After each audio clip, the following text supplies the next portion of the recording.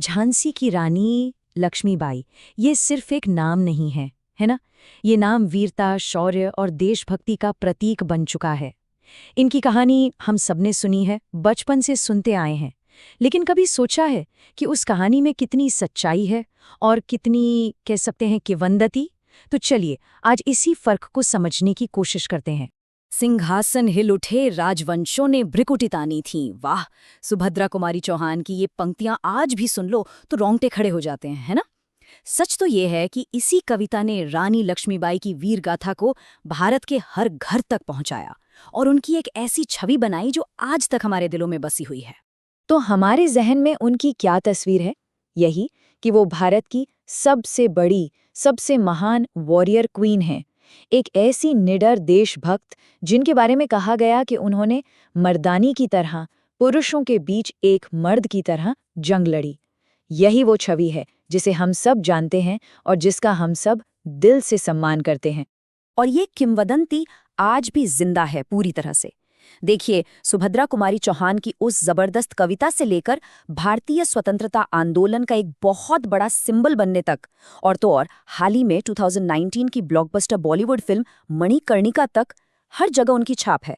इतना ही नहीं, 1943 में जब सिर्फ महिलाओं की एक मिलिट्री रेजिमेंट बनाई गई तो उसका नाम भी रानी ऑफ झांसी रेजिमेंट रखा गया। सोचिए। तो सवाल ये उठता है कि आखिर ये सब हुआ क्यों? क्या थी वो वजह जिसके कारण झांसी को ये लड़ाई लड़नी पड़ी? चलिए अब जरा इतिहास के पन्नों को पलटते हैं और उस दौर को समझते हैं जिसने इस पूरे संघर्ष को जन्म दिया। तो इसकी जड़ में थी एक पॉलिसी जिसका नाम था डॉक्ट्रिन ऑफ लैप्स या विलय की नीति। ये ब्रिटिश ईस्ट इंडिया कंपनी की एक बहुत ही, कह सकते हैं, चालाक नीति थी। इसका मतलब सीधा साधा ये था कि अगर किसी रियासत के राजा का कोई अपना, मतलब कानूनी तौर पर पुरुष वारिस नहीं होता तो उस रियासत पर अंग्रेजों का कब्जा हो जाएगा। और उस वक्त के गवर्नर जनरल लॉर्ड डलहौजी ने तो इस पॉलिसी का जमकर इस्तेमाल किया। जरा इस टाइमलाइन पर नजर डालिए। 1848 में सतारा गया, फिर 1849 में जैतपुर और संबलपुर, 1852 में उदयपुर और फिर 1853 में बारी आई झांसी की। इसके बाद भी ये सिलसिला रुका नहीं। मतलब झांसी अकेली रियासत नहीं थी जो इस नीति का शिकार हुई। चलिए अब आते हैं कहानी के सबसे दिलचस्प हिस्से पर। यहाँ हम किंवदंती से थोड़ा हटकर असल ऐतिहासिक सबूतों की बात करेंगे, रानी की कूटनीति की वो अनकही कहानी। लेकिन एक सवाल है, क्या बगावत ही उनका पहला और आखिरी रास्ता था? क्या उन्होंने आते ही तलवार उठा ली थी? असल में जो ऐतिहासिक दस्तावेज है ना, वो एक कहीं ज्यादा पेचीदा और अलग कहानी बताते हैं। देखिए, एक तरफ है किंवदंती जो कहती है कि वो फौरन एक राष्ट्रवादी स्वतंत्रता सेनानी के तौर पर खड़ी हो गई, लेकिन दूसरी तरफ है ऐतिहासिक रिकॉर्ड, और वो बताते हैं कि उन्होंने पहले अंग्रेजों को याचिकाएं भेजी जिसमें उन्होंने अपने परिवार की पीढ़ियों की वफादारी का जिक्र किया। हम सोचते हैं कि उनका मकसद हमेशा से अंग्रेजों को भारत से निकालना था, पर सच तो ये है कि उन्होंने ब्रिटिश अदालतों में अपना केस लड़ने के लिए एक ऑस्ट्रेलियन वकील को भी हायर किया था। ये देखिए, ये उन्हीं की एक याचिका का एक हिस्सा है जो उन्होंने गवर्नर जनरल डलहौजी को भेजी थी।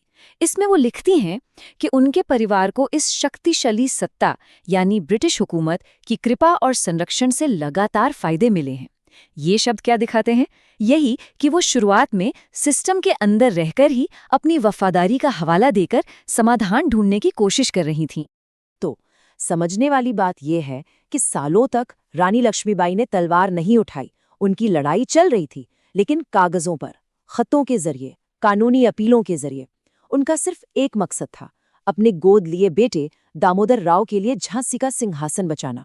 वो एक बागी से पहले एक माँ थी, एक शासक थी जो अपने वारिस का हक बचाने की कोशिश कर रही थी। तो फिर एक रानी जो कानूनी लड़ाई लड़ रही थी, वो आखिरकार एक महान योद्धा कैसे बनी? चलिए देखते हैं कि कैसे कूटनीति फेल होने के बाद उन्हें मजबूरी में तलवार उठानी पड़ी। हुआ ये कि जब बातचीत के सारे दरवाजे बंद कर दिए गए और अंग्रेजी फौज ने आकर पूरे झांसी शहर को घेर लिया, तब रानी के पास लड़ने के सिवा कोई दूसरा रास्ता नहीं बचा था। और यहीं से शुरू हुआ उनका वो सफर, एक शासक से एक महान योद्धा बनने का। और झांसी की उस घेराबंदी की बहुत भारी कीमत चुकानी पड़ी। जरा इन आंकड़ों को देखिए। झांसी के तरफ से लड़ने वाले सिपाही और आम नागरिक लगभग 5000 लोग मारे गए। वहीं ब्रिटिश सेना के सिर्फ 343 लोग। ये आंकड़े साफ साफ दिखाते हैं कि झांसी के लिए वो लड़ाई कितनी जबरदस्त और कितनी बेरहम थी। और रानी की बहादुरी का सबसे बड़ा सबूत जानते हैं कहाँ से मिलता है? खुद उनके सबसे बड़े दुश्मन से। ब्रिटिश कमांडर जनरल ह्यू रोज, जो उनके खिलाफ लड़ रहा था, उसने लिखा, वो सभी विद्रोही नेताओं में सबसे खतरनाक, सबसे अच्छी और सबसे बहादुर, विद्रोहियों के बीच अकेली मर्द। जब आपका दुश्मन आपकी ऐसी तारीफ करे तो इससे बड़ा सम्मान और क्या हो सकता है? तो फिर एक ऐतिहासिक शख्सियत, एक राष्ट्रीय आइकॉन कैसे बन गई? ये सफर कई पड़ावों से गुजरा। सबसे पहले 1857 के विद्रोह में उनकी बहादुरी ने उन्हें लोक कथाओं का हीरो बना दिया। फिर 1940 के आसपास जब आज़ादी की लड़ाई तेज हुई तो स्वतंत्रता सेनानियों ने उन्हें अंग्रेज़ों के खिलाफ प्रतिरोध का प्रतीक बना लिया। इसके बाद 1943 में जब रानी ऑफ झांसी रेजिमेंट बनी तो वो नारी शक्ति का भी प्रतीक बन गई। और आखिर में कविताओं, किताबों और जाहिर है फिल्मों ने उनकी कहानी को हमेशा हमेशा के लिए अमर कर दिया। तो ये सब जानने के बाद हम इतिहास और राष्ट्रीय यादों के बारे में क्या कह सकते हैं कि आखिर ये किंवदंतियां या मिथक हमारे लिए इतने जरूरी क्यों होते हैं?